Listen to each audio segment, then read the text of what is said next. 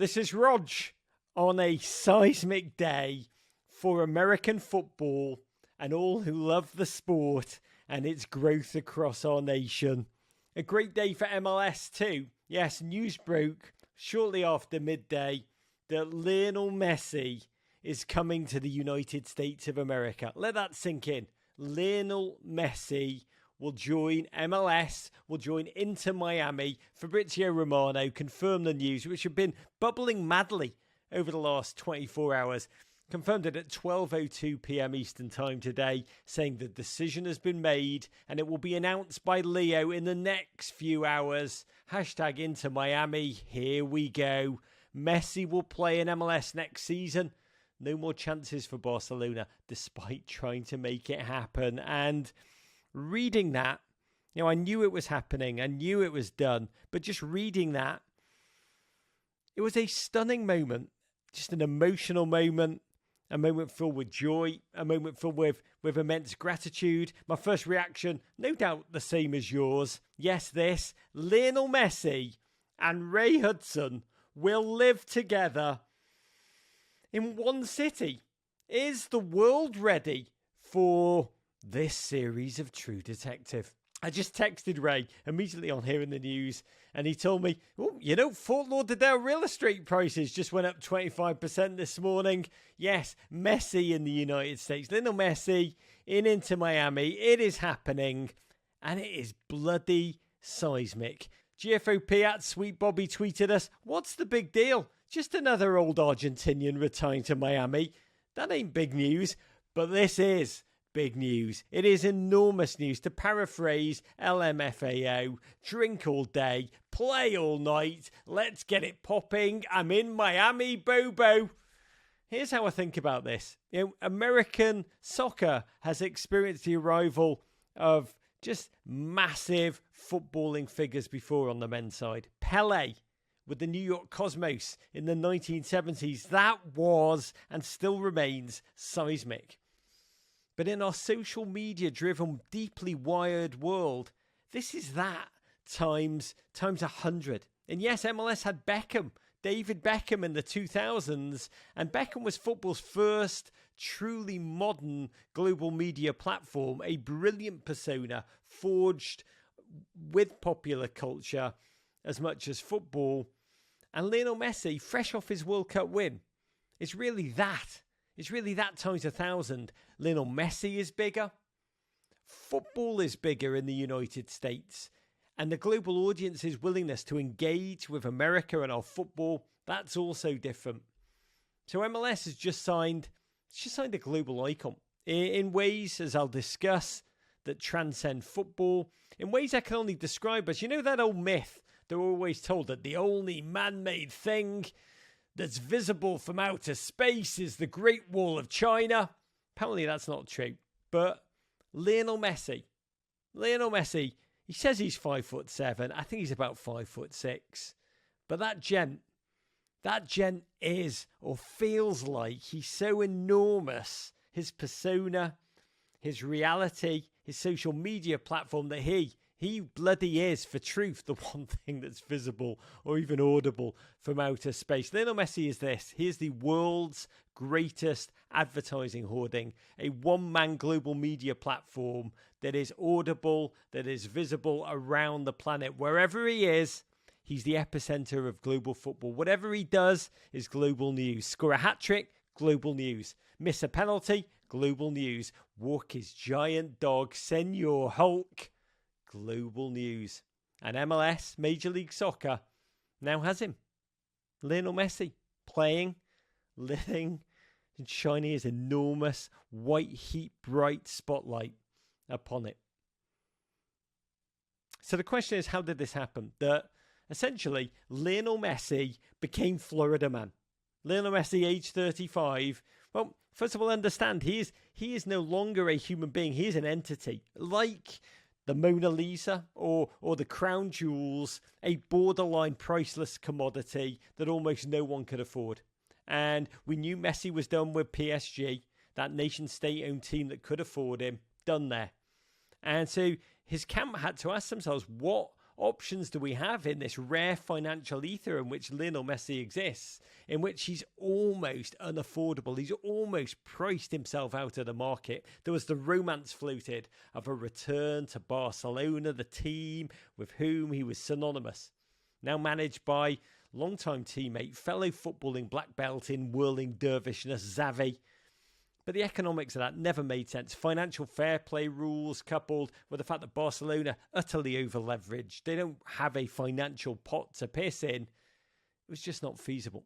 And then what else is it? There's Saudi Arabia, where, as we've seen with the golf, money grows on trees or is at least pumped out of oil wells. But the word is, even though the Saudis were willing to offer Lionel Messi $1.3 billion over 2 years, yes, enough money to buy 100 Gojos. Lionel Messi was offered that to play at Al Hilal, but he had to turn it down because his wife didn't want to go there with their 3 young kids. Not to mention Senor Hulk. So what other options were there? Enter MLS with the value add of Miami, which cannot be underrated. In many ways, Miami, the capital of South America. Lionel will not be wanting there for Mate or Goodasado. Around Miami, he already has a house there. I didn't know until this morning, but I do now. It's actually a $9.34 million Porsche branded apartment in Miami that includes a car lift.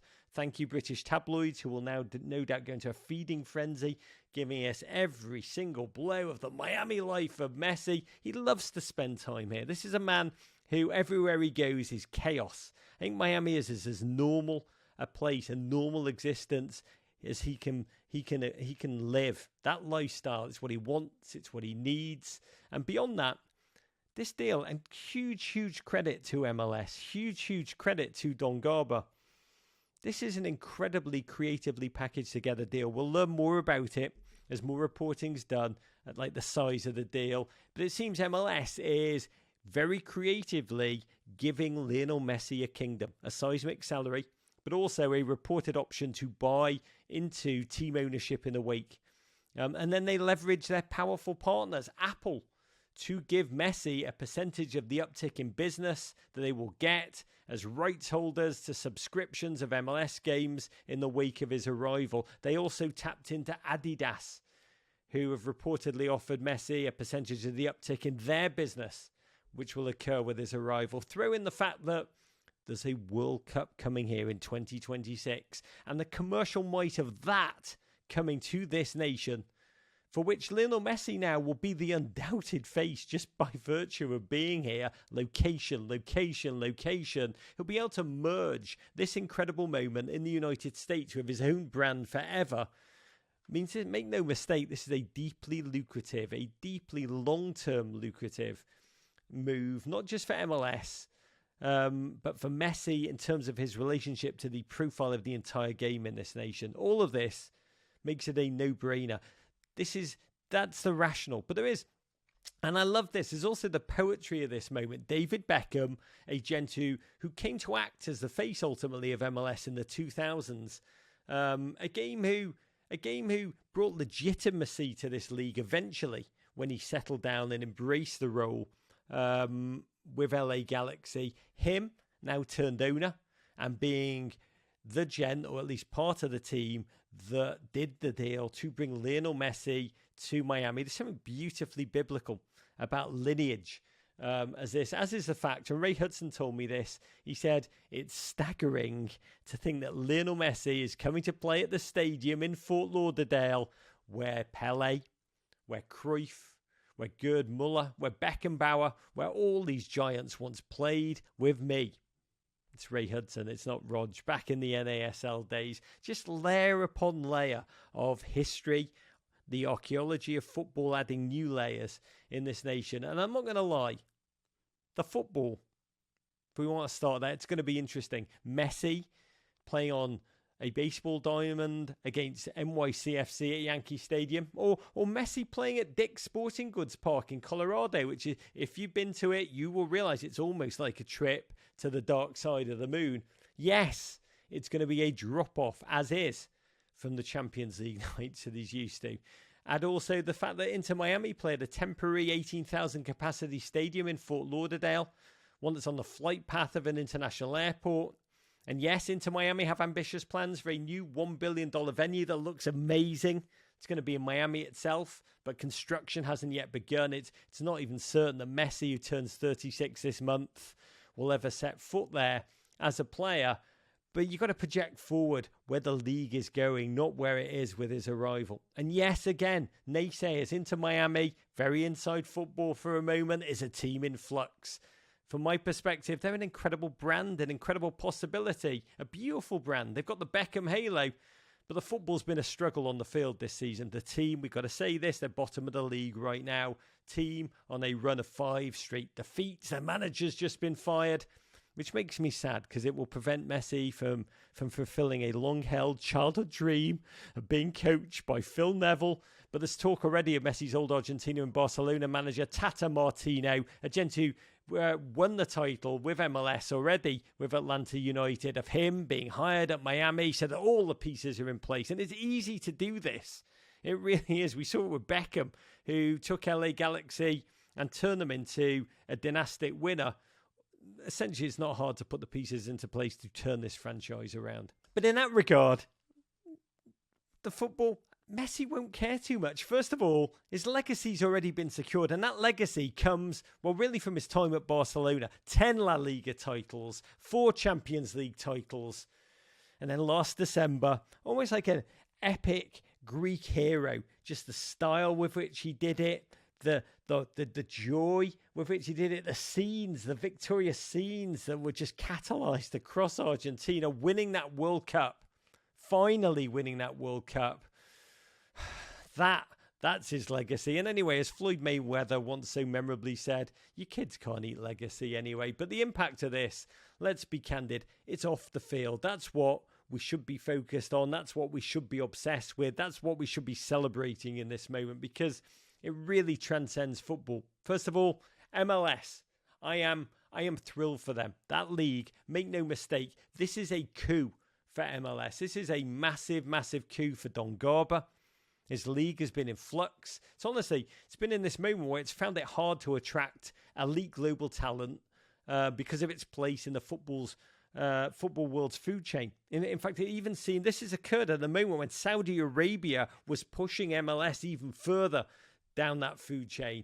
And that's been exacerbated by a second reality where there's been a brain drain of the best young American players who all began moving to Europe before 2008's failure to qualify for the World Cup, then en masse after that.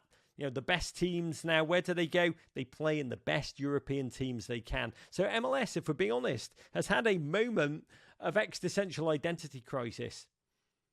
Identity crisis no more, because the arrival of Lionel Messi, the single greatest player of his generation after this World Cup win, just changes that with the signing of a contract. This is Messi's league now, and will be seen as such around the world. MLS, they needed to work out how to make noise, how to find some oxygen, and they have. They have. This is noise, Messi's arrival at a roaring level. So expect a circus. Massive uptick in global football media attention. Adoring crowds in Miami following Messi's every move. Huge crowds, sellout crowds at every single game. He steps near the field because he won't play in all of them. Does not matter. Pele in the NASL days, those sides crowds in every single city Messi travels to. This is your chance for you and your kids to see the GOAT with your own eyes play live. This is massive sellout spikes in every city. StubHub officers up, no doubt, high-fiving each other and waiting for those calls to flood in. This is great for business. Look, I wrote about Messi 10 years ago. How he and Ronaldo were the first global soccer players to crack the 20 most popular athletes in the United States. That was 10 years ago. That was groundbreaking then. Their profile's even bigger now. And practically, this will undoubtedly deliver massive instant boost in subscriptions for Apple's MLS broadcast globally. Apple needed it. MLS needed it. They now both have it. It's going to soar in Europe. It's going to soar even more in Argentina. But even bigger than that, Messi will live and breathe amongst us. His arrival, think about this, will kickstart a new phase of growth for our game. Profile-wise, buzz-wise, media bandwidth-wise, commercially, this tiny man, this diminutive giant of a human being, there's no better way to send interest in this sport, in this nation, into frenzied overdrive. As the drumbeat for the 2026 World Cup, which is separate to this story but utterly connected, starts beating ever louder at the same time. Messi courtside watching Jimmy Butler on the regs. Messi palling around with Patrick Mahomes when he comes to town to play the Dolphins. Messi raising a glass of Malbec with Neymar and Mbappe on a Miami night, probably by Ray Hudson's pool. Think about that. The profile. Think about his effect on kids, boys and girls across this nation who, American kids have always played soccer. They've always stopped. Participation falls off a cliff when around 9 or 10. Think how the increased encouragement to keep making football your game as opposed to the other American bat and ball sports, and make soccer their dominant sport in the decades to come. A few more thoughts. Got to say, Argentina really wanted this to happen. The Argentinian national team, a fascinating subplot.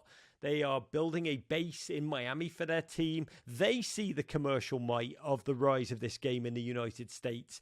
They want to tap into it with their incredible national team. Expect them to play a whole lot more in the United States. But like Mexico, barnstorm the nation, playing to adoring crowds in NFL stadia right now. I'm sure if you're in the Argentinian National Federation today, you too are overjoyed by this news. Second, now MLS have reportedly given Messi the updated Beckham treatment of having some ability, we still don't know what exactly, to buy into ownership of the league after he retires. It's going to be fascinating to see what modern precedent's been set for other gigantic stars MLS is trying to lure. Don't go to Saudi Arabia, come to the United States down the line. If you give Messi a bit part of a club, what will Mbappe, what will Haaland ask for when they arrive here in 10 years' time?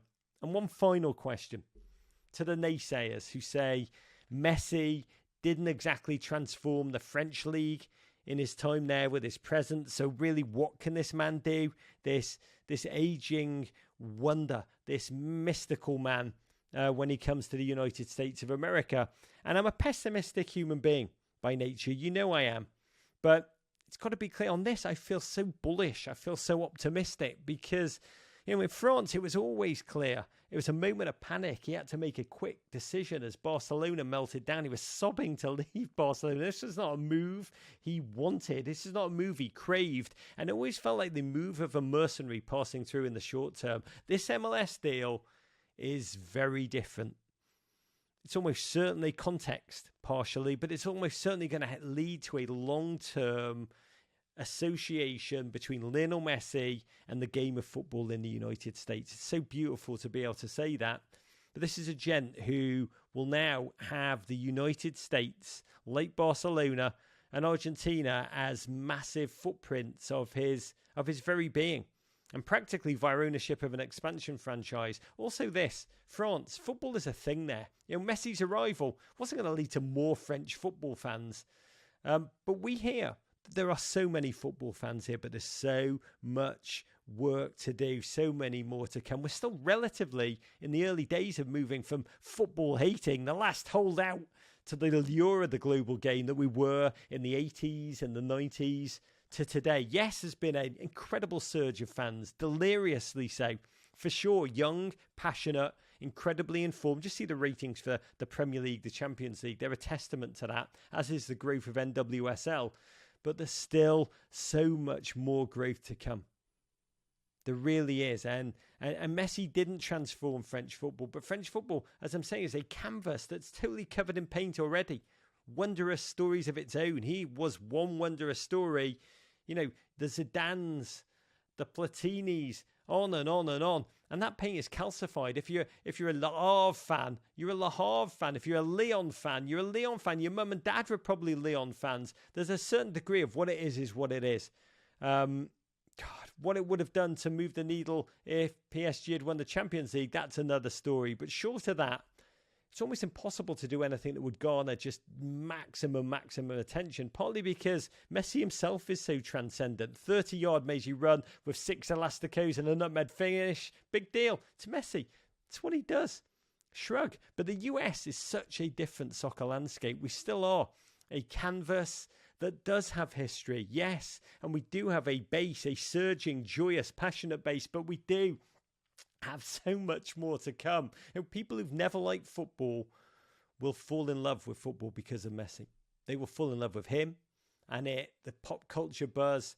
Stone Cold Lock Jack Harlow will be at least the first 12 Messi games. Global celebrities who are more prevalent here than in France will weave themselves into Messi's story, and that itself will transcend football, will bring that game we love ever more consistently to the forefront because, well, to borrow a Ray Hudsonism, it's Lionel Messi's sheer majesty on the field. Majestic Leo, watching those feats of athletic brilliance, and even for those who watch Messi on TV, getting to experience him in person is so unbelievably different. My first Messi game, I went to Barcelona with my best mate Jamie. Happened to be the night that Lionel Messi and Barcelona at the Nou Camp violated Jose Mourinho's Real Madrid 5-0. And I don't consider myself to be a religious person, but it was as spiritual a night watching him communing with the fans in that stadium as I've ever had. And America, all of us now, will be able to pay witness.